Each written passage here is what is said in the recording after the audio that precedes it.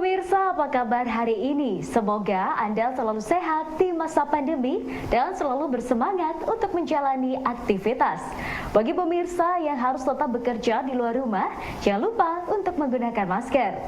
Hari ini, program Berita News Point hadir menjumpai Anda bersama saya, Khairunisa. Selama 30 menit ke depan, News Point akan menyajikan berita terbaru seputar Universitas Brawijaya dan Malang Raya. Jangan kemana-mana, keep on our channel News Point.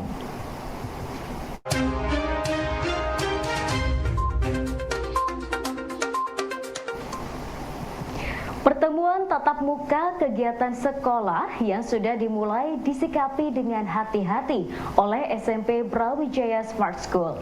PLT Humas SMP BSS, Ervan Dwi Yulia Ristiawan mengatakan, sekolahnya menerapkan blended learning dengan kapasitas terbatas setiap kelasnya dan kelas daring bagi yang dari rumah. Selain itu, pengawasan penerapan protokol kesehatan juga dilakukan secara ketat agar kegiatan tatap muka dapat berjalan dengan aman.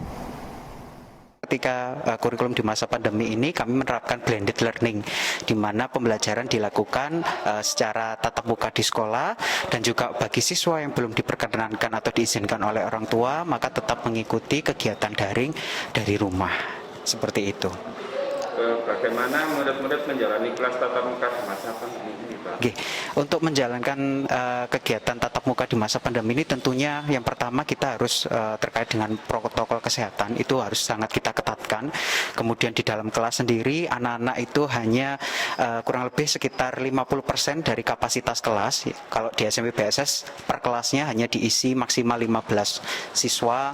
Kemudian tentu antar meja ada jarak kurang lebih sekitar 1,5 meter. Itu yang kami terapkan, sehingga harapannya dengan adanya PTMT ini anak-anak bisa mengikuti kegiatan pembelajaran dengan aman dan juga tidak ada rasa ketakutan dan kekhawatiran. Menyambut asesmen nasional, Min 1 Kota Malang terus berbenah menyiapkan sarana pendukung dan SDM yang memadai. Kepala Sekolah Min 1 Kota Malang, Dr. Andes Suyanto menjelaskan, saat ini pihaknya menyiapkan jaringan internet yang memadai untuk persiapan asesmen secara online dan juga menyiapkan para pengawas dengan pembekalan petunjuk teknis kegiatan. Min 1 Kota Malang juga mempersiapkan siswa secara maksimal dalam penggunaan aplikasi menghadapi asesmen nasional. Persiapan Min 1 Kota Malang dalam menghadapi asesmen nasional, yang pertama adalah persiapan secara teknis. Ya, kegiatan ini dilakukan secara online, ya, karena itu kita mempersiapkan jaringan internet yang ada di madrasah beserta dengan moda yang digunakan nanti untuk asesmen nasional, karena nanti penyelenggaraan kegiatan ini kita selenggarakan terpusat di madrasah, tentu tetap melaksanakan protokol kesehatan yang ketat. Karena itu yang pertama persiapan teknis ini kita lakukan bersama-sama, ya, termasuk di situ bagaimana teman-teman memahami secara baik teknis pelaksanaan asesmen nasional dari sisi proktor, dari sisi teknisi, kemudian dari sisi pengawas. Ini kita berikan pembekalan, ya, bagaimana juknis pelaksanaan asesmen nasional. Kemudian yang kedua, dari pelaksanaan kegiatan yang bersifat non teknis, yaitu kesiapan putra-putri kita, bagaimana anak-anak ini nanti memahami dengan baik terkait dengan kegiatan asesmen nasional, ya. Kebetulan itu di Kementerian Agama Republik Indonesia ini ada kegiatan yang serupa yang namanya Asesmen Kompetensi Madrasah Indonesia, ya, di mana ini Min 1 Kota Malang itu menjadi pilot project-nya untuk kegiatan bagaimana validasi terhadap instrumen asesmen nasional, sehingga anak-anak ini telah berpengalaman bagaimana anak-anak mengikuti dan memahami dengan baik terkait dengan aplikasi, ya, aplikasi asesmen nasional. Ya, kebetulan kita ini beberapa kali uji coba untuk asesmen kompetensi madrasah Indonesia yang insya Allah pelaksanaannya juga hampir mirip dengan asesmen nasional. Itu untuk persiapan fisik dan non fisik dari kegiatan asesmen nasional ini.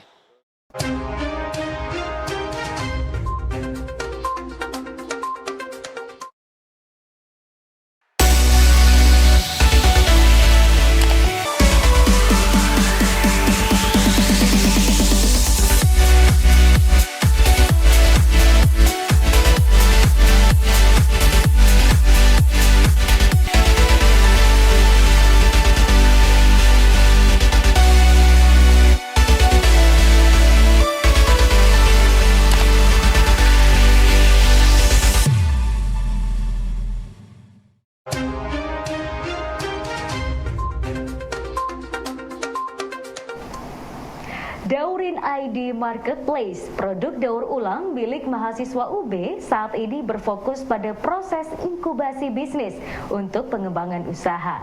Menurut Selvia, founder Daurin ID, inkubasi ini bertujuan untuk mematangkan bisnis model dan mencari investor untuk pengembangan usaha. Saat ini produk Daurin sudah memiliki pangsa pasar di Jabodetabek dan akan diperluas lagi pangsa pasarnya ke daerah lain.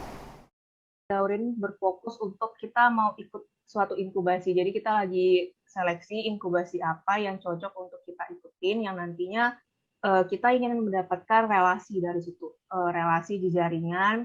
Kemudian kita juga ingin mendapatkan relasi toko-toko mitra apa yang recycle, yang produknya itu menjual dan bisa masuk ke dalam marketplace Daurin ini. Kemudian kami juga inkubasi itu juga bertujuan untuk kami dapat mendapatkan investor. Jadi kami juga ingin mengembangkan aplikasi ini secara lebih berkembang karena kita sudah mendapatkan hak cipta juga untuk program komputer. Jadi sayang banget kalau misalnya kita cuma tinggalkan aja. Jadi kita perlu ada pengembangan. Nah, pengembangan itu kita perlu dana. Nah, untuk itu kita sedang memilih program-program inkubasi apa yang cocok untuk kita ikuti. Selain inkubasi ini, kami juga berpikir untuk memasukkan Daurin ini ke dalam kompetisi internasional yang nantinya bisa membantu untuk perkembangan Daurin dan lebih dipercaya banyak produk-produk yang dibeli itu adalah produk-produk tas tote bag. Jadi memang yang paling sering itu orang-orang banyak ingin membeli tas yang daur ulang karena merasa bahwa tas itu tidak terlalu mahal, jadi murah dan dijangkau dan juga menarik untuk dibeli. Kemudian untuk konsumen kami saat ini masih di sekitar daerah Jakarta karena mereka juga mempertimbangkan biaya ongkir. Dan kebetulan yang partner kami yang paling besar itu salah satunya ada di Jakarta. Jadi teman-teman kami membantu untuk ikut membeli produk daur ulang ini. Jadi di sekitaran Jakarta itu mereka sudah aware terhadap produk daur ulang dan mereka mau untuk membeli produk-produk tersebut. Memasuki usia ke-47 tahun, Klinik Universitas Brawijaya terus bertransformasi, menghadirkan layanan kesehatan yang terbaik. Pada Disnatalis tahun ini, Klinik UB dengan moto peduli, berbagi, dan mengedukasi melaksanakan rangkaian kegiatan, diantaranya peduli nakes, peduli anak sekolah, peduli lansia, Jumat Senyum, Healthy Day, edukasi protokol kesehatan, dan edukasi prolanis. Simak penuturan dari Direktur Klinik UB, Dr. Fida Rahmayati. Kegiatannya sih memang ini ya banyak ya. Jadi sebenarnya kita murni syukuran ya. Jadi kita karena mengangkat temanya adalah peduli, berbagi, dan mengedukasi. Jadi kita breakdown satu persatu. Jadi dari peduli, kalau untuk kegiatannya sih memang tanggal 1 sampai akhir Oktober ya, tanggal berapa itu? 30 ya, 31. Nggih, 31 ini ya, 31 Oktober karena memang ulang tahunnya di tanggal 28. Jadi bulan ini adalah bulan Dies ya istilahnya. Jadi memang dimulai tanggal 1 kita kan ada peduli ya. Lah peduli itu kita ada peduli nakes, kemudian peduli anak sekolah itu tanggal 7. Peduli nakes itu kita bentukkan dalam bentuk vaksin untuk nakes dosis 3 yaitu Moderna. Itu akan kita lakukan 6 Oktober besok hari Rabu. Kemudian peduli anak sekolah. Berbagai ragam motif batik kontemporer yang muncul di berbagai wilayah di Kota Malang harus diarahkan pada sisi fashion dan didaftarkan untuk paten desain batik Malangan agar mampu meningkatkan nilai jual dan bisnis. Hal ini disampaikan oleh pengamat batik Malang dari UB, Sri Palupi Prabandari. Setiap kecamatan mungkin ya, setiap wilayah itu punya kekhasan sendiri-sendiri ya. Nah, jadi boleh sebenarnya, boleh mau mengembangkan apa. Yang kemarin saya juga pernah dampingi itu di daerah Karangploso, ada desa Sumberwangi, karena di situ banyak kebun kopi, ada kebun jeruk, kebun cabai. Yang muncul batiknya itu motif, ada cabenya, ada. Jadi boleh sebenarnya, ya, boleh sebenarnya. Nanti motif-motif ini akan istilahnya menampilkan karakter batik Malang itu adalah batik Malang yang kontemporer. Boleh. Hanya saja begini. Sayangnya kenapa batik yang berbanyak motif tadi ya, yang kita sebut kontemporer, kalau kontemporernya berarti kekinian ya. Mestinya kekinian dipakai oleh generasi muda gitu ya, dengan warna-warna juga yang kontemporer, yang tidak konvensional gitu. Harusnya ini kan harus cepat masuk sebenarnya. Ya, saya kira gini, motif sudah bagus, tetapi apakah itu fashionable dari sisi fashion, dan apakah itu aplikatif dari sisi desainnya nanti kalau dibentukkan dalam baju gitu. Ini yang menjadi PR gitu. Karena kenapa motifnya sudah bagus, sudah banyak, tetapi kok nggak populer ya gitu. Kok nggak populer ya? Sepertinya itu kayak agak dipaksakan kalau misalkan batik itu dipakai oleh anak seragam sekolah, kan gitu ya, kan ada yang sudah masuk ya. Itu pun kan batiknya kayak ya udah cuma sekedar wajib dipakai, tetapi kan tidak sampai internalisasi ke jiwa dan kecintaan masyarakat Malang kepada batik motif Malang, kan belum sampai ke sana. Yaitu karena saya kira desainnya tadi yang sudah beragam itu ya, itu perlu lebih diarahkan ke sisi yang fashionable-nya. Ya, ide sudah bagus, tapi belum masuk ke fashionnya. Nah, ini yang mungkin adalah PR kita bersama, begitu ya. Bagaimana keberagaman motif ini menjadi sesuatu yang menarik dan komersil. Perlu juga ini ke depan kita harus upayakan untuk mendaftarkan motif atau paten dari desain motif batik Malang. Nah, agar tidak diakui oleh pihak lain seperti itu. Kan kalau Solo, Jogja itu kan sudah paten tuh ya, kayak Kawung, Sidomukti, Sidomulyo itu kan sudah patennya sana gitu kan. Nanti kalau yang Madura ada Tanjung Bumi dan lain-lain. Kalau Cirebon ada kayak bentuk ombak gitu kan. Nah, sehingga ini juga harus kita lindungi gitu ya, harus kita lindungi dari motif paten dari batik Malang gitu. Meskipun ini belum terkenal, belum banyak yang suka, dipatenkan aja dulu gitu. Karena kan motif mendapatkan paten itu kan prosesnya tidak cepat juga ya. Karena itu hak kekayaan dari para pengrajin kita harus juga lindungi itu.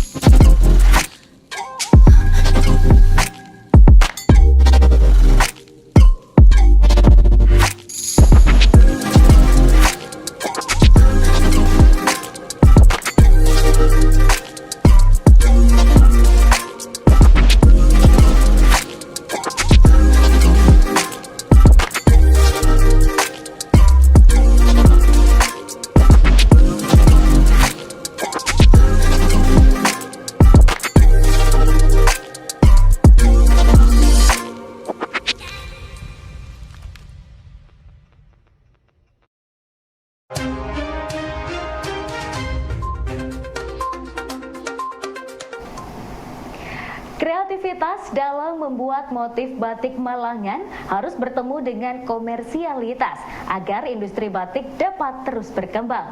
Pengamat batik dari Fakultas Ekonomi dan Bisnis UB memberi beberapa rekomendasi solusi dalam pengembangan potensi bisnis batik Malangan. Bagaimana tidak hanya terjual saja, tetapi terjual lagi dan lagi kan gitu. Ya. Nah, itu bagaimana caranya? Ya kita harus bisa menawarkan sesuatu yang unik tetapi juga bagus gitu. Ya, kalau cuman unik tapi nggak bagus, tidak secara fashion itu tidak pas gitu. Kan sulit gitu. Orang cuman beli cuman ya udah saat ke situ aja, tapi repurchase-nya itu kan tidak dapat kita gitu. Berbeda dengan batik-batik yang memang sudah established ya, sudah mapan ya, seperti batik Rembang gitu kan. Orang juga akan beli terus karena memang karena motifnya kecil-kecil, terus mudah dalam aplikasi dalam menjahitnya. Nah, ini yang perlu kita edukasi juga kepada para pengrajin terutama ya. Kreativitas itu harus bertemu dengan komersialitas. Ya, kreativitas harus. Kalau misalkan memang saya tetap di topeng gitu ya. Kalau topeng ini kan sulit aplikasinya kalau di baju ya. Ya sudah, mungkin arahnya ke home decor. ya, atau interior gitu. Nah, ini mau kemana boleh gitu ya. Boleh misalkan bikin bed cover kayak di Bali, kan dulu ada sentra bed cover di Bali ya dulu ya. Itu kan motifnya Kamboja gitu. Ya sudah, kita bikin motif misalkan teratai kita dibuat suatu bed cover yang itu menjadi terkenal misalnya. Boleh gitu. Jadi mana yang mau jadi fashion, mana yang mau jadi interior, mana yang ke arah ya cuman ke arah simbol gitu ya, bahwa ini khas gitu ya. Itu nanti nanti ini akan istilahnya apa, akan terarah dengan sendirinya, Mbak. Karena waktu ini kan masih 10 tahun. Ini waktu yang memang sependek untuk pembelajaran kita ya, untuk batik Malang gitu. Jadi ini akan berproses sampai puluhan tahun ke depan. Nanti mana yang paling orang suka itu akan terevolusi sendiri, akan terpilih sendiri gitu ya. Akan terpilih sendiri. Kalau batik-batik yang tradisional udah ratusan tahun gitu kan, mungkin ribuan tahun motif itu. Nah, kita memang masih baru, istilahnya termasuk baru mulai kan gitu ya. Jadi nggak apa-apa, kita bebaskan saja para pengrajin batik di Kota Malang untuk berekspresi. Ya, mungkin mereka sambil belajar, sambil learning by doing gitu ya. Nanti mana sih yang paling bagus, misalnya motif kopi yang seperti apa, warna yang seperti apa. Ada satu penelitian yang dilakukan oleh mahasiswa ITS, ada juga mahasiswa arsitek UB, itu juga melakukan penelitian terkait motif Malang ini, Mbak. Jadi mereka tuh bisa mengidentifikasi warna. Jadi ternyata warna batik Malang ada yang tradisional, ada yang kontemporer ya, murni. Itu kalau yang kontemporer muncul ada warna pink, ada warna ungu, oranye gitu ya, warnanya kan. Ada seperti yang kita lihat di batik topeng ya, topeng Malang itu ya. Ada juga yang masih earth tone, jadi masih yang krem, orange, ya hijau tua, itu ada seperti itu. Nah nanti pasar yang akan apa istilahnya mereduksi itu, mana yang lebih disukai kan gitu ya, warna-warna mana gitu. Kalaupun misalkan warna yang nyorak gitu ya, itu motifnya kecil apa besar itu nanti akan belajar. Nanti pasar juga yang akan membantu para pengrajin gitu ya untuk mendevelop, mengimprovisasi motifnya. Nanti konsumen itu akan memberitahu ya. Saya lebih suka yang gini loh, ini lebih gampang ini nanti jahitnya, motongnya gitu kan. Nanti itu akan istilahnya akan terbantu juga. Nah, tapi tadi itu juga peran desainer Kota Malang. Itu kita minta untuk bisa mendukung ini, istilahnya membantu para pengrajin mengartikan batik Malang itu dalam produk-produk.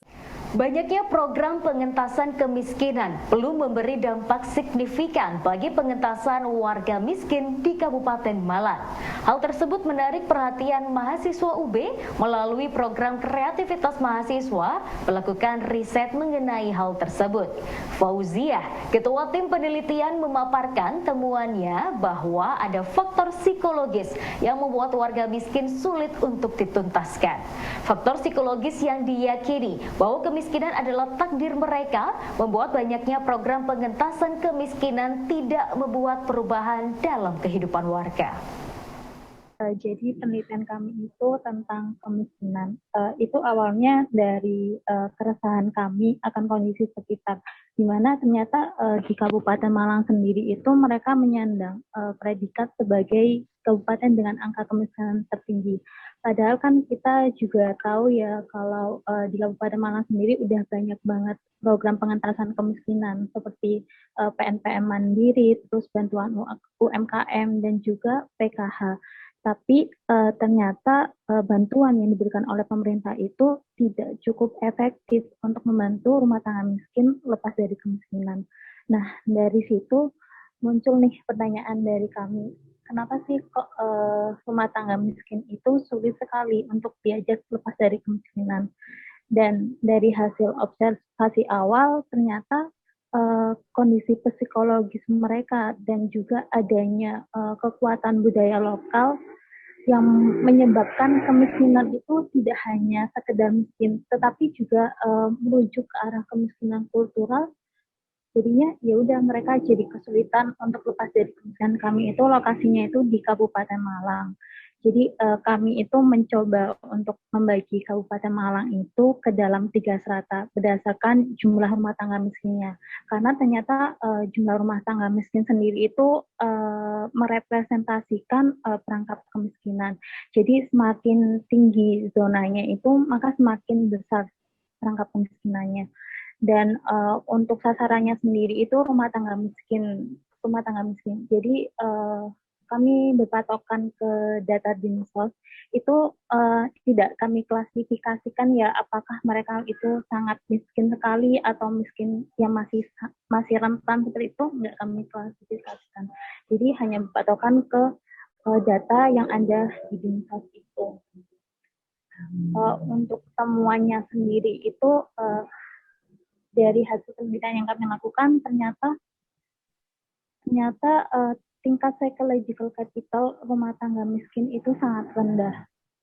Karena rendahnya tingkat psychological capital atau kondisi psikologis mereka itu menyebabkan mereka cenderung tidak memiliki resiliensi atau adaptasi positif terhadap keadaan kemiskinannya. Jadi mereka cenderung untuk malas-malasan karena beranggapan bahwa ya udah mereka miskin, mereka nggak bakalan bisa untuk keluar karena memang kemiskinan itu mereka anggap sebagai takdir. Pandemi COVID-19 yang masih berlangsung bukan menjadi penghalang bagi 4 mahasiswa asal Universitas Brawijaya untuk berinovasi menciptakan sebuah karya. Mereka adalah Wahyu Dwi Ristianingrum, Lucky Chandra, dan Nazif Ubaidillah dari Fakultas Teknologi Pertanian, serta Primus Muhammad Iza Kusuma dari Fakultas Kedokteran. Di bawah bimbingan dosen Fakultas Teknologi Pertanian, Joko Prasetyo, mereka menciptakan alat sterilisasi baju hazmat yang bernama Evixtrum. Merupakan salah satu nama produk dari karya inovasi kami. Dia adalah salah satu alat sterilisasi baju hazmat berbasis teknologi pulse electric field sebagai sterilisasi basah untuk menjangkau seluruh bagian dari baju hazmat dan juga berkolaborasi dengan teknologi UVC sebagai proses pengeringan serta penyimpanannya. Nah, untuk teknologi prototip alat sterilisasi kami ini berbasis non-thermal, sehingga ramah lingkungan seperti itu. Dan untuk desain dari produk kami, itu dia punya dua komponen utama. Yang pertama ada chamber. Nah, chamber ini adalah tempat atau media dari teknologi pulse electric field dan juga UVC storage yang nantinya setelah baju hazmat ini steril akan dipindahkan ke lemari ini atau UVC storage seperti itu. Ya pemirsa, informasi tadi sekaligus menutup perjumpaan kita hari ini. Jangan lupa saksikan News Point setiap hari pukul 19.30 waktu Indonesia Barat hanya di UB TV, Televisi Pendidikan Universitas Brawijaya. Saya Khairunisa dan seluruh kru yang bertugas pamit undur diri. Tetap patuhi protokol kesehatan, wajib menggunakan masker. Terima kasih dan selamat beraktivitas.